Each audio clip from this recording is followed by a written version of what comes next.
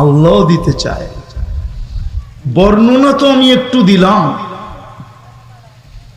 জান্নাতের বর্ণনা দিয়ে তো শেষ করা যাবে না, যাওয়া ছাড়া বোঝানো যাবে না যে কোন জান্নাত আল্লাহ দিতে চায়, কিন্তু প্রস্তুতি কতটুকু, কতটুকু প্রস্তুতি।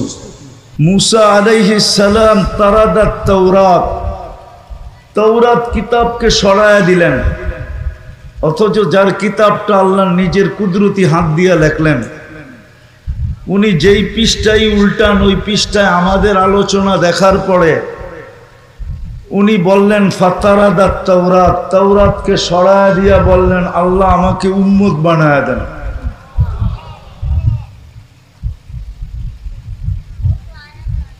ওই রসুলের উম্মত মুসা আলাইহিস সালাম পর্যন্ত উম্মত হতে চাইলেন, কিন্তু আল্লাহ জবাব দিলেন সাবাক্তা মিনহুম, তুমি অনেক আগে চলে আসছো, উম্মত বানানোর কোনো সুযোগ নাই।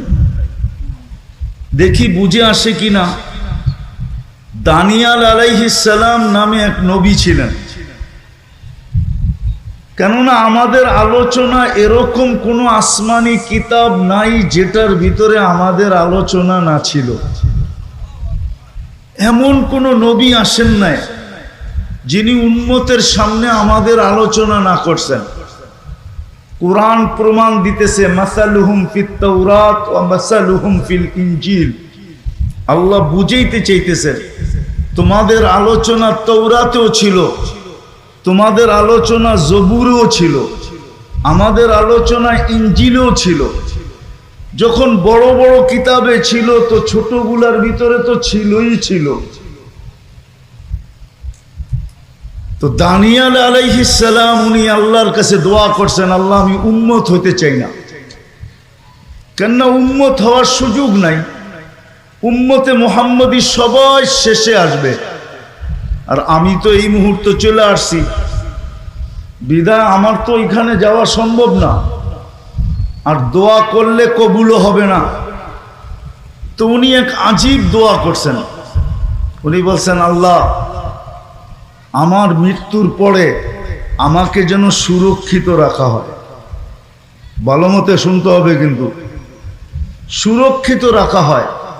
উম্মতে মুহাম্মদী যখন আসবে তো এদের হাতের মাধ্যমে আমি কাফন আর দাফন চাই, শুধু এদের হাতের মাধ্যমে। 2500 বৎসর উনি অপেক্ষা করছেন। সাহাবায়ে কেরাম দানিয়াল আলাইহিস সালামকে কাফন পরায়া নিজেদের হাতে দাফন করছেন। ওই নবীর উম্মত আল্লাহ আপনাকে আমাকে বানাইছেন। বোঝা গেল আল্লাহ আমাদেরকে জান্নাত দিতে চান, আমরাও জান্নাত চাই, আল্লাহও জান্নাত চাই। তো জান্নাতের ধারণা আছে? জান্নাত কি জিনিস? যুবকদের তো ধারণা নাই।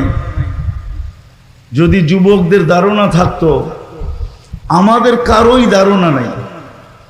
আমাদের যদি ধারণা থাকতো তাহলে কমসে কম মুসলমানকে দুনিয়ার চাকচিক্য কোনোদিন আকৃষ্ট করতে পারতো না। আজকে যে মুসলমান দুনিয়ার চাকচিক্যের পিছনে আকৃষ্ট, সবাই চাকচিক্যের পিছনে আকৃষ্ট। আমি দুনিয়া ঘুরা বলতেছি, আমি 18 তারিখে আসছি বাহির থেকে, গেছি আমি জুলাইয়ের 18 তারিখে, আসছি আমি আগস্টের 18 তারিখে। অনেকে আবার মুস্কি মুস্কি হাসে, আপনি তো কিছুই দেখেন নাই, ঠিক না? ঠিক না?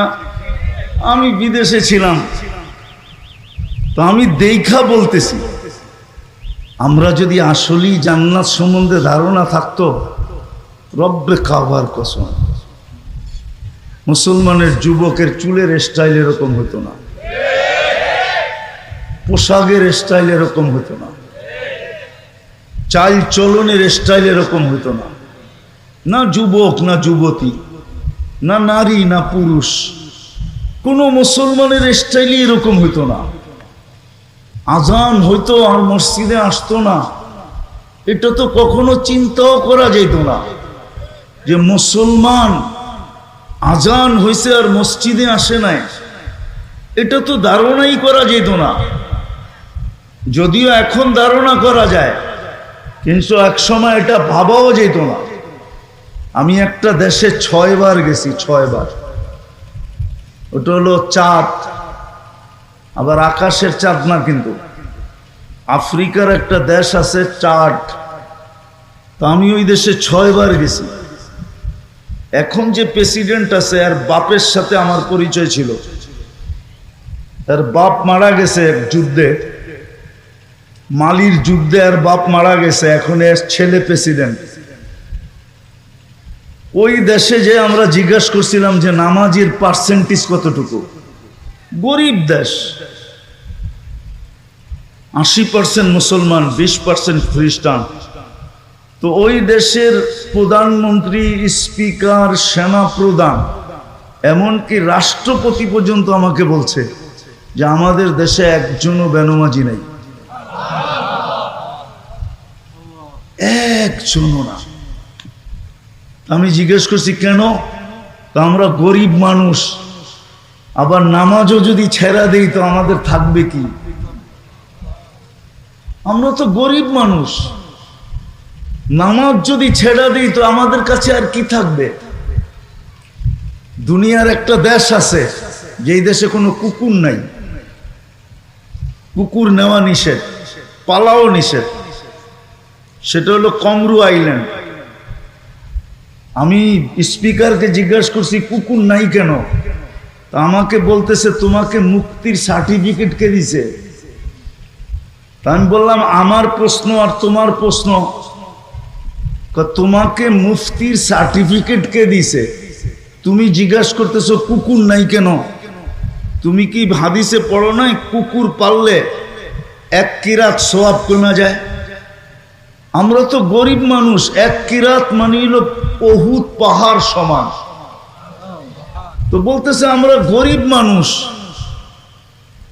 দুনিয়ার তো কিছু নাই আমাদের কাছে, আর ডেলি যদি 1 কিরাত করে সওয়াব কমে তো আমাদের কাছে থাকবে কি? মাত্র 9 লক্ষ মানুষ, 4টা দ্বীপ দিয়ে একটা দেশ। তো যেটা বুঝাইতেছিলাম, জান্নাত তো চাই কিন্তু ধারণা তো নাই, আছে? চলো দেখি যুবক, তোমাদেরকে একটু ধারণা দেই, আজকে তোমাদের মন চেঞ্জ হয় কিনা দেখি যে জান্নাত কি জিনিস। নিচের দুনিয়ার মাটিটা পচা, অধিক বৃষ্টি হইলে, মুষলধারে বৃষ্টি, একাধারে বৃষ্টি হইলে দুর্গন্ধ বাহির হয়। জান্নাতের মাটিটা হবে জাফরানের আর মুশকের, যত বৃষ্টি হবে তত ঘ্রাণ বাহির হবে। জান্নাতে এই বৃষ্টি হবে না, জান্নাতের বৃষ্টি ভিন্ন রকম হবে। বৃষ্টি হবে কিন্তু এই দুনিয়ার পানির বৃষ্টি না, সুঘ্রাণ যুক্ত মাটি, মুশকার জাফরানের। আমাদের ঘরের ফার্নিচার কি দিয়ে তৈরি হয়? কেন?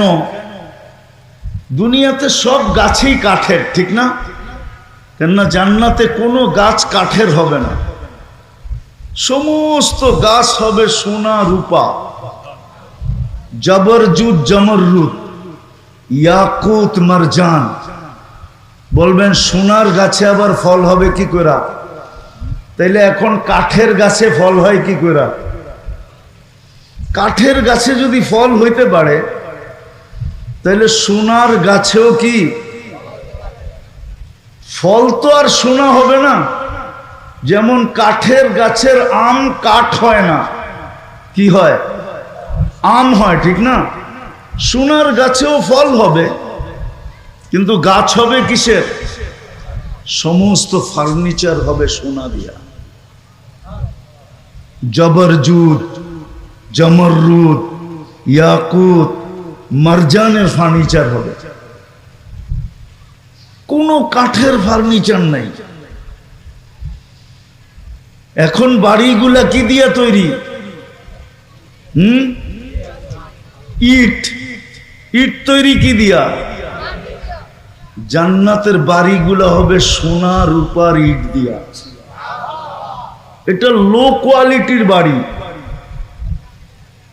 আরো উচ্চাঙ্গের কোয়ালিটির বাড়ি হবে জবরজুদ, জমরুদ, ইয়াকুত, মারজান, মুক্তা এবং হীরার ইট দিয়া। দুনিয়ার তালাগুলা কতটুকু উঁচা? কয় ফিট?